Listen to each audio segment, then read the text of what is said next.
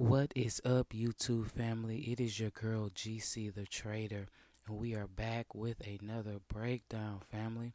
Hope everybody's having an amazing day.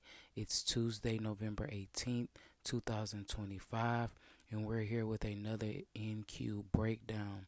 We was able to catch a setup today, you guys, and as you can see on the screen, we did take a minor L on NQ today, and we are going to break that down today and also go over how my mind was after taking the loss, and also me just getting extra data as far as how when you don't accept the fact that you were just on the wrong side of probability, what can actually happen and how you can end up losing more than you gain. So with that being said, you guys, I'm not going to take up too much of your time, and let's get to this breakdown. Okay, as you can see, we are on my 4-hour chart here. I just liked how my 4-hour key levels looked a little bit more than my hour key levels. I dropped down to my hour key levels after I marked up my 4 hours. So as you can see, I did drop down just to see if my key levels aligned on my 1 hour, and they did. So drop down to my 15-minute. This is normally the level of, well, the time frame I normally watch my charts from, and then I enter to my 5-minute. So now that I'm on my 5-minute chart, you guys, this is initially what happened in Q today.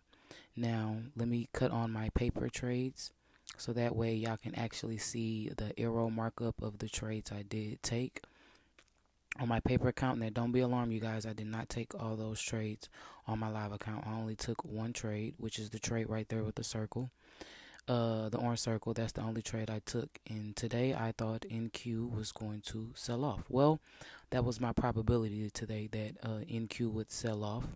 And when I came in initially, it was 7 a.m. So this is initially where I seen the charts at when I first came in. I marked my Asian high.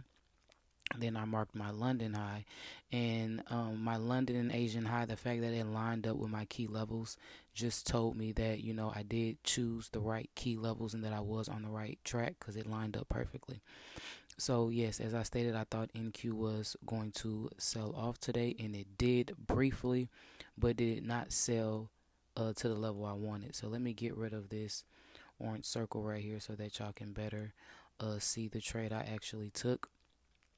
Initially for these trades, I was risking today $100 for 200, and initially that is what actually ended up happening. The green lines, that's the move NQ made. It broke to the downside, retraced up, broke again, and retraced back into the original zone it broke from, and then kept up to the upside.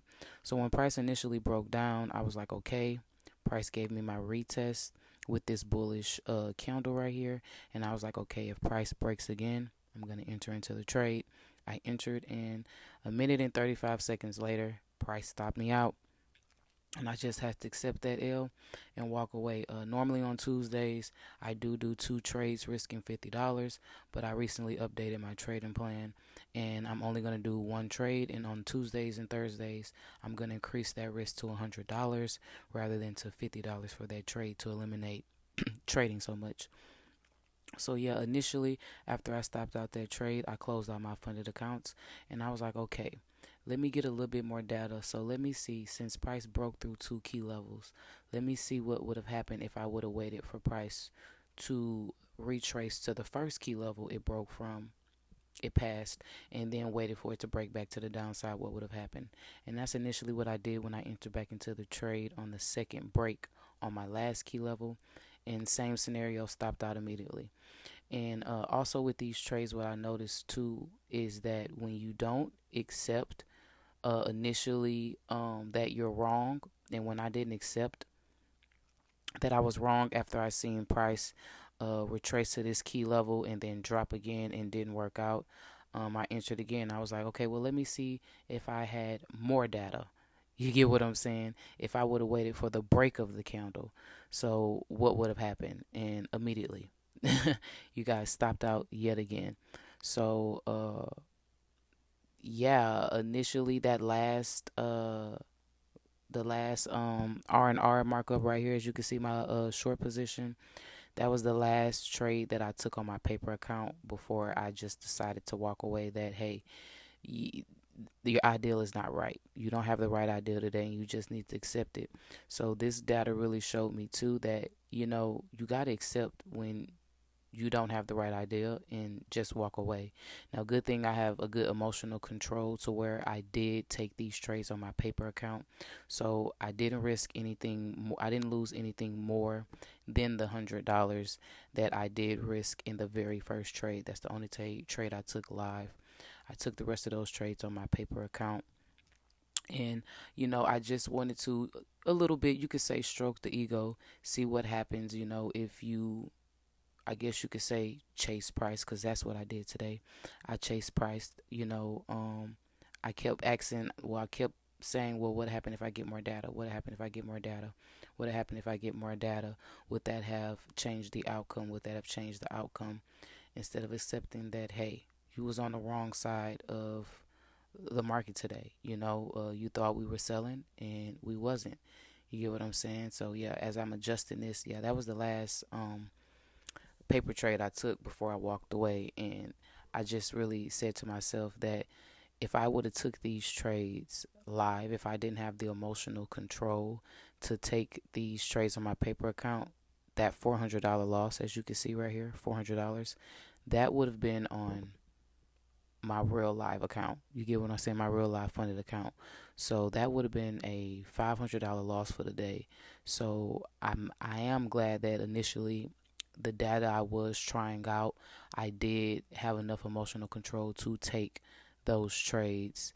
Um yeah, I had the emotional control to take those trades. You get what I'm saying? On my paper account, and not necessarily risk actual capital that we could have used later on in the week to get better entries and better trades. So I'm not upset at all about the data I got. I accepted my loss. I walked away. I didn't let it bother me.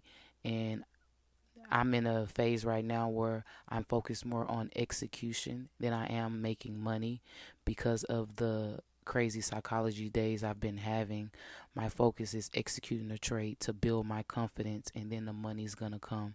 So right now I'm just focused on execution. And okay, this is what I wrote. I said, initially, after getting stopped out of the trade, I thought maybe I entered too early. But after further review of the trade, today I was just on the wrong side of probability. The idea that I had that market was going to move to the downside was not the correct idea for today, but I executed my trade. I didn't hesitate. I didn't trade with emotions. I accepted and I walked away. So, regardless of this red day, we did win as far as execution and emotional capital. So yeah, you guys, that was today's breakdown. That was today's video. I hope y'all was able to catch some amazing setups. And until next time, your girl GC is out.